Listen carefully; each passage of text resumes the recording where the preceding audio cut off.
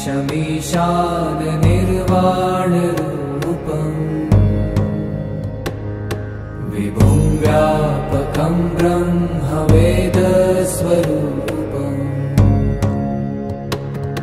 निजं निर्गुणं निर्विकल्पं निरीहम्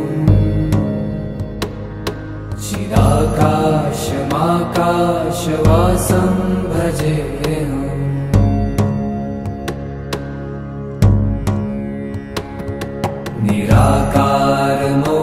निराकारमोङ्कारमूलं तुरीयम्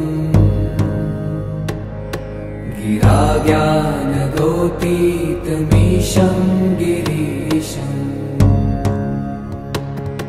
करालं महाकालकालं कृपालुम्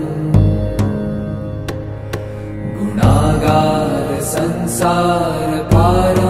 नतो